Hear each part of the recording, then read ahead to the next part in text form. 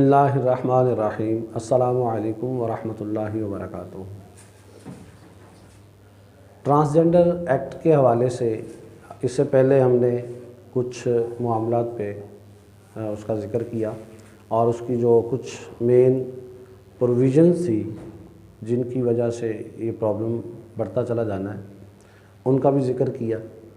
तो आज इस हवाले से हमारे लिए जो कामिल व अकमल व मुकम्मल किताब है वो है कुरान मजीद, फ़ुरक़ान हमीद, और अल्लाह का दिया हुआ ख़ूबसूरत सा दीन। तो जब हम इसमें इसी ट्रांसजेंडर को रख कर देखते हैं तो इस सिलसिले में इंसान का खालिक व मालिक, जिसने इंसान को तख्लीक किया है, वो जो इसके सरबस्ता राज़ों को बयान करता है वो रब्बुल आलमीन कुरान मजीद में इस हवाले से हमारे लिए, पूरी इंसानियत के लिए जो एक ख़ूबसूरत सा मुआमला हमें अता फ़रमाया वो कुछ यूँ था। अल्लाह रब्बुल आलमीन ने कुरान मजीद में इरशाद फरमाया, इन्नकुम लतअतून अर्रिजाल शहवतम मिन दूनिन निसाइ बल अंतुम कौमुम मुस्रिफून। तो तुम मर्दों के पास शहवत से जाते हो औरतें छोड़कर, बल्कि तुम लोग हद से गुज़र गए हो।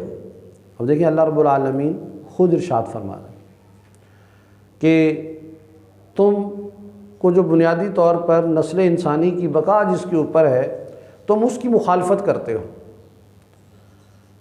और नस्ल इंसानी की बका को तुम ख़तरे में डालते हो। तो अल्लाह रब्बुल आलमीन ने इस मामले से और इस मसले से और हम जिन्स परस्त की जो शादियों का सिलसिला चल पड़ना है उससे कौम लूत अलैहिस्सलाम को मना किया, क्योंकि ये बीमारी उनमें बड़ी आम थी। फिर अल्लाह रब्बुल आलमीन ने एक और जगह पे इरशाद फरमाया, क्या तुम मर्दों से लवातत करते हो और राह मारते हो और अपनी मजलिस में बुरी बात करते हो? तो इसकी कौम का कुछ जवाब न हुआ मगर ये बोले, हम पर अल्लाह का अज़ाब लाओ अगर तुम सच्चे हो। यानी लूत अलैहिस्सलातु वस्सलाम ने जब कौम को इस फ़ेल से मना किया तो कौम लूत जो है वो लूत अलैहिस्सलाम से कहने लगी कि फिर ठीक है, आप अल्लाह का अज़ाब ले आएं। और फिर उसका नतीजा क्या निकला? उसका नतीजा ये निकला, और हमने उन पर पत्थरों की एक बारिश बरसाई। तो देखो कैसा अंजाम हुआ मुजरिमों का।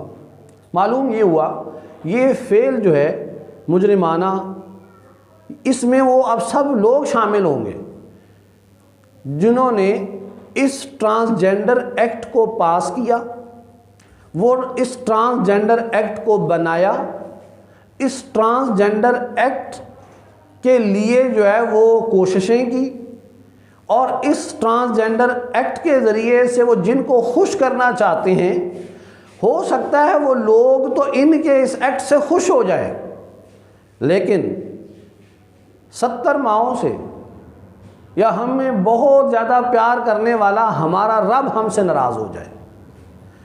क्या दुनिया में कामयाबी के लिए अल्लाह की नाराज़गी ज़रूरी है कि हम एक अपने बैरूनी आकाओं को खुश करने के लिए अपने रब अज़्ज़ा वजल को नाराज़ कर दें, जिसने हमें अनगिनत बेशुमार नेमतों से माला माल किया हुआ है? और हमारा रब अगर नाराज़ हो गया तो खुदा की कसम हमें दुनिया की कोई ताकत नहीं बचा सकती, हमें कोई शख्स नहीं बचा सकता, कोई कुव्वत नहीं बचा सकती। ये सब शैतानी कुव्वतें हैं। हमें तो सिर्फ अपने रब से खौफ खाना चाहिए, अपने रब से डरना चाहिए। जो अल्लाह से डर जाएगा सारी मखलूक मिलकर भी उसका कुछ नहीं बिगाड़ सकती। और अगर हमने अपने रब को नाराज़ कर लिया तो ये बैरूनी आका जो हैं ये हमें कुछ नहीं देंगे, ये हमारी ज़िल्लत और रुसवाई का पैगाम हमें देंगे, ये हमें ज़िल्लत और रुसवाई की तरफ ले जाएंगे। और याद रखिएगा कि नबी मुकर्रम नूर मुजस्सम मुहसन आज़म सल्लल्लाहु अलैहि वसल्लम ने फरमाया, इन्ना अखौफा मा अखाफू अला उम्मती अमलु कौम लूत, कि मुझे अपनी उम्मत की बर्बादी का जिस चीज़ से सबसे ज़्यादा खौफ है वो कौम लूत वाला अमल है। देखें हमारे प्यारे आका सल्लल्लाहु अलैहि वसल्लम, हमारे वो प्यारे आका अलैहिस्सलातु वस्सलाम जो गारों में जाकर हमारे लिए अपनी उम्मत की मग़फ़िरत और बख्शिश के लिए दुआएं करते रहे, वो आका अलैहिस्सलाम जो मैदान अरफात में कमो बेश 6 से 8 घंटे तक हमारे लिए अपनी उम्मत को दुआओं से नवाजते रहे, उम्मत की बख्शिश की दुआएं करते रहे, वो हमारे महबूब सल्लल्लाहु अलैहि वसल्लम जो मेराज की रात भी उम्मत को नहीं भूले,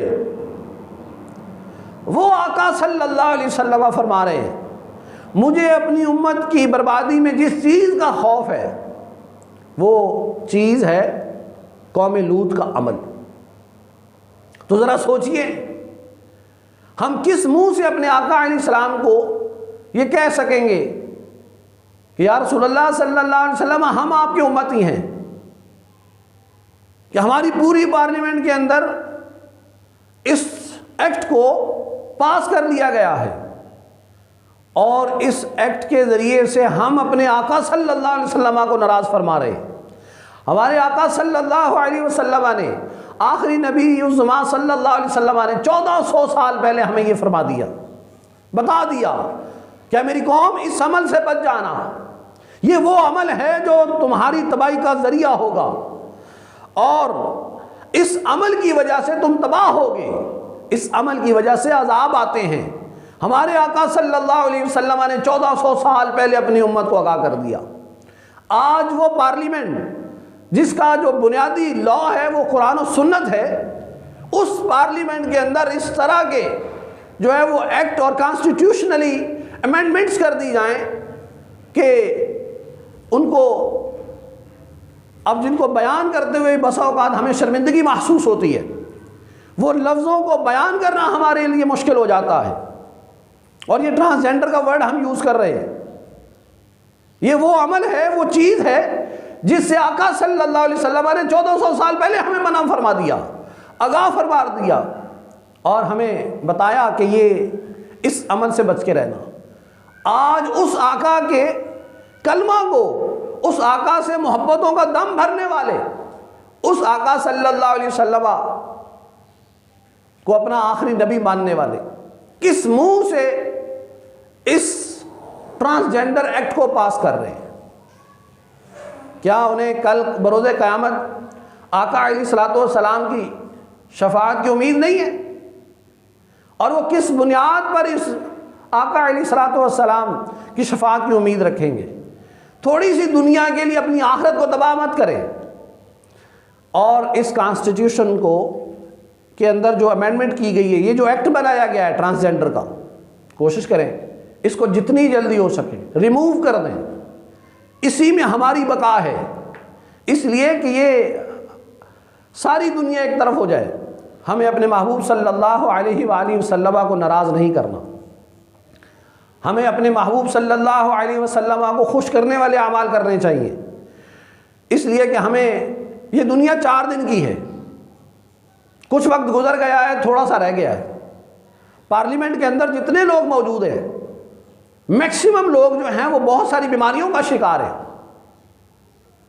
और मैक्सिमम की एज जो है वो 40+ में है। कितने की ज़िंदगी और जी लेंगे?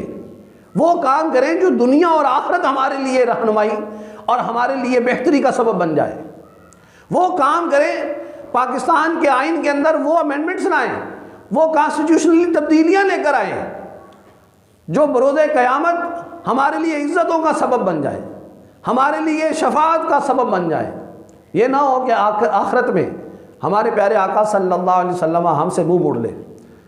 चंद दिन की दुनिया बाकी है, और चंद दिन की इस दुनिया के लिए, और चंद रुपयों के लिए, और चंद बैरूनी आकाओं को खुश करने के लिए ऐसे लॉज बनाने की ज़रूरत नहीं है जो कुरान और सुन्नत से मुतसादिम हो।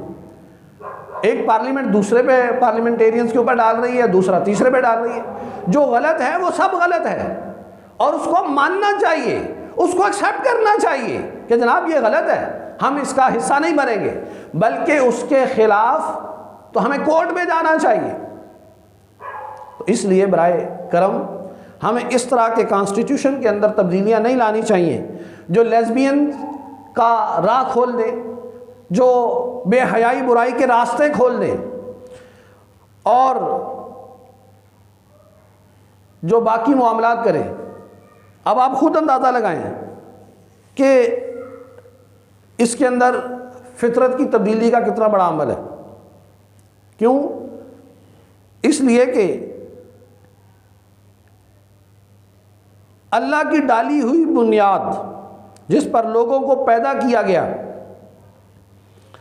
अल्लाह की बनाई हुई चीज़ ना बदलना, यही सीधा दीन है। और फिर इसमें बहुत सारे मसाइल जो हैं वो अभी हमें नज़र नहीं आ रहे। हमें तो सिर्फ वो ट्रांसजेंडर का एक एक्ट थोड़ा सा नज़र आ रहा है, लेकिन यकीन करिए इसके जो फ्यूचर कॉन्सिक्वेंसेस क्रिएट होंगे, जो प्रॉब्लम्स डेवलप होंगे, उनका अंदाज़ा लगाना पार्लियामेंटेरियंस के लिए अब मुश्किल नहीं होगा। लेकिन अगर अकल पर पर्दा पड़ जाए तो फिर इस तरह के कावानीन बन जाते हैं। लेकिन याद रखिएगा, ये तो बताते खुद वो जो ख्वाहिश तब्दीली जिन्स का एहसास रखती है, या जिसको ये एहसास उठा है, वो झूठ बोलते हैं। अल्लाह ने जिस फितरत पर पैदा किया है, अल्लाह से बेहतर कौन जानता है, और ये झूठ बोलकर अपनी फितरतों को तब्दील करना चाहते हैं। और अल्लाह का तो फिर वादा है, और अल्लाह रब्बुल आलमीन ने तो कुरान में इरशाद फरमाया है, लानतुल्लाहि अलल काज़िबीन, कि झूठ बोलने वालों पर लानत हो अल्लाह की। तो जिन लोगों पर लानत होगी, कभी वो भी फलाह पाएंगे, कभी वो भी तरक्की करेंगे, कभी वो भी अपनी डेवलपमेंट का एहसास रखेंगे, कभी उनको भी डेवलपमेंट मिल सकती है। जो अल्लाह को नाराज़ कर ले, अल्लाह के रसूल सल्लल्लाहु अलैहि वसल्लम को नाराज़ कर ले, और फिर समझ ले कि मैं तरक्की कर लूँगा।